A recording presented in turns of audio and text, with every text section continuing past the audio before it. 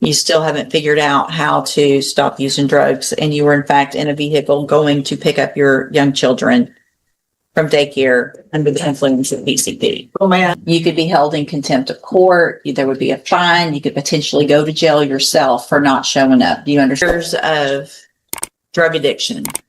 And at 42 years old, and you've been on these probations for 5 years or more, you've had every opportunity handed to you to try to help you, and you're still using. So, all right, you are Ebony Broussard? Correct. And Yes. this is cause numbers 19-32518, 19-32806, and 21-36615. Ms. Broussard is on probation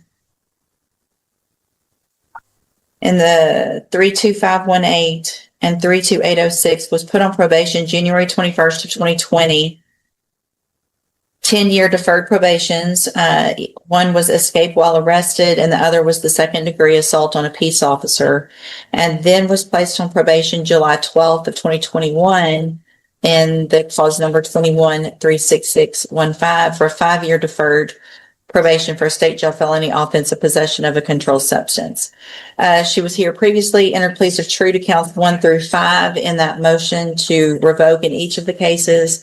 No, Your Honor, everything that we have in there is very direct in support. All right, thank you. And my only position, Judge, would be that she's obviously been extended almost every opportunity that probation has, every class, every structure, every program, and it would not be the position of the state like it typically is to argue for safety. In fact, I would argue strongly against it. All right, Mr.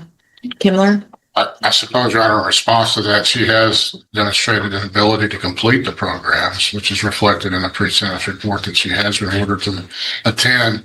Of course, there is a pattern of conduct that reflects addiction and substance abuse, but she also has the ability to complete the programs as well. And I don't know how that relates to her inability, I suppose, to cope with the substance abuse issues, but she does have the ability at least to have enough structure and conform to the structure of these programs to complete them, so that says something.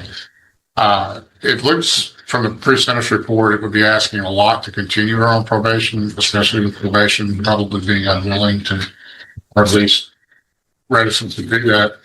I would only ask the court, if the court is considering the revoker, to consider something at the lower end.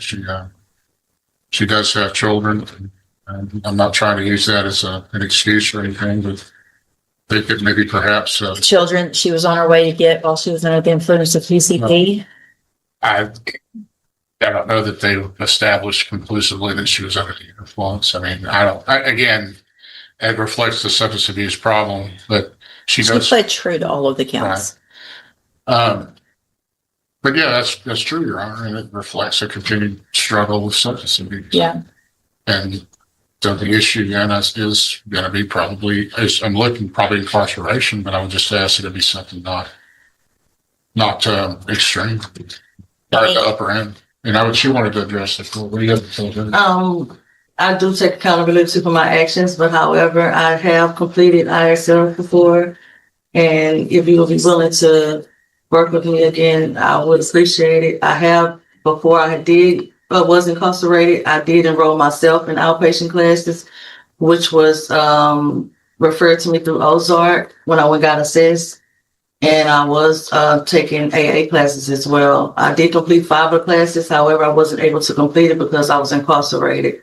I do still have my job, and I did complete my 5-year probation for the first conviction.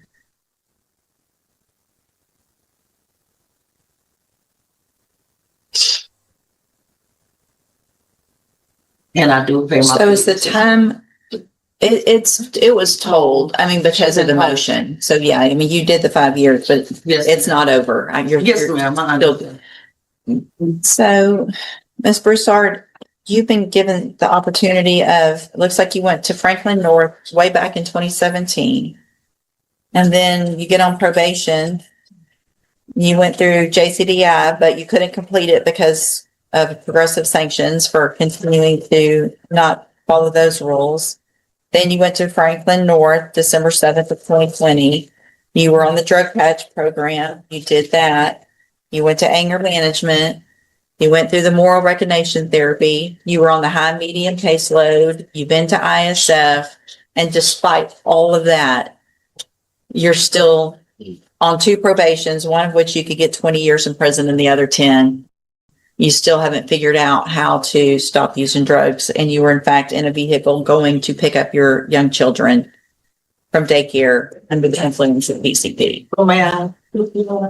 However, when I went to Franklin North, it was because I was in a toxic relationship.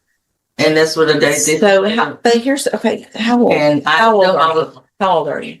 I'm 42, man. Okay, so you've been through what appears to be years of drug addiction.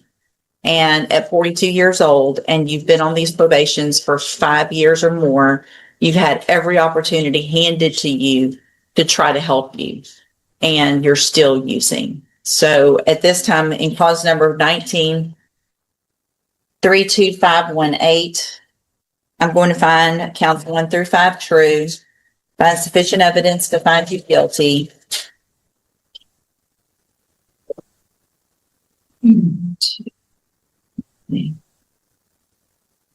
And at this time, find you guilty of escape while arrested, sentence you to a term of 6 years in the institutional division of the Texas Department of Corrections. You will receive credit on that sentence for any time that you've been in custody that the law gives you the right to receive.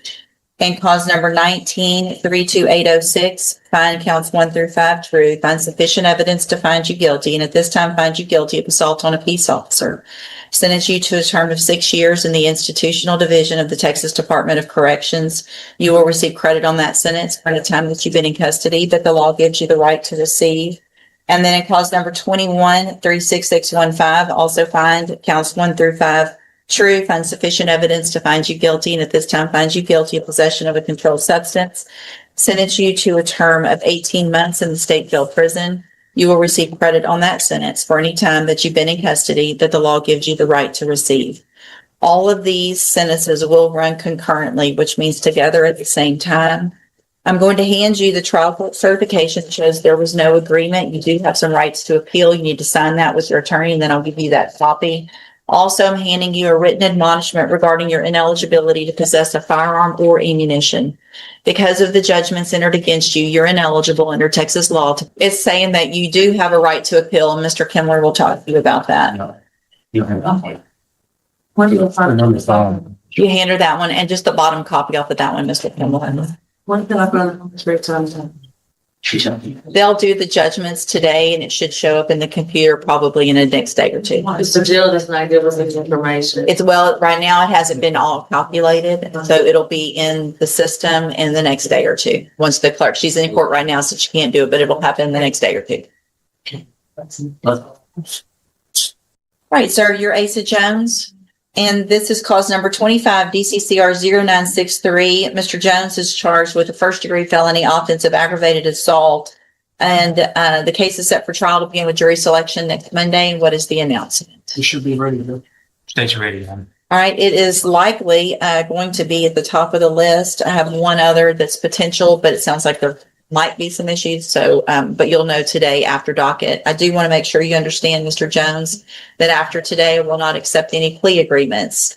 It looks like I've got a plea bargain rejection from January of this year where you rejected a 25-year term. Has there been any change in negotiations? No, Judge. Your Honor, we have a witness that would ask the court call the name of, please. Okay. Atlanta Gallo. Atlanta Gallo, please.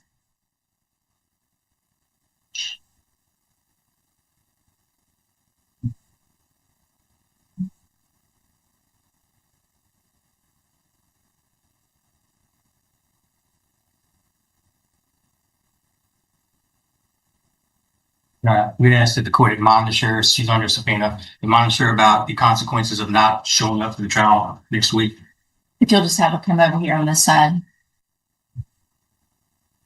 Good morning, ma'am. And your name's Atlanta Gallo? Yes, ma'am. And Ms. Gallo, we're here in cause number 25 DCCR 0963, and Mr. Jones' case is set for trial for next week to begin on Monday. You are placed under subpoena for that, and I just want to make sure you understand that it is required by law that you show up, whether you want to or not, for court next week. At whatever time the district attorney tells you and whatever time that subpoena told you, you have to be here. If you don't come, now that you've been given this order and that subpoena, there could be some consequences where you would get in trouble. Do you understand? Yes, ma'am. You could be held in contempt of court. There would be a fine. You could potentially go to jail yourself for not showing up. Do you understand?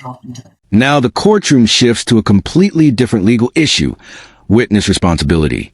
Many people think a subpoena is simply a request, but legally it's a court order. Ignoring it can result in contempt of court, fines, or even jail time. It's a powerful reminder that everyone involved in the justice system, not just defendants, has legal obligations that must be taken seriously.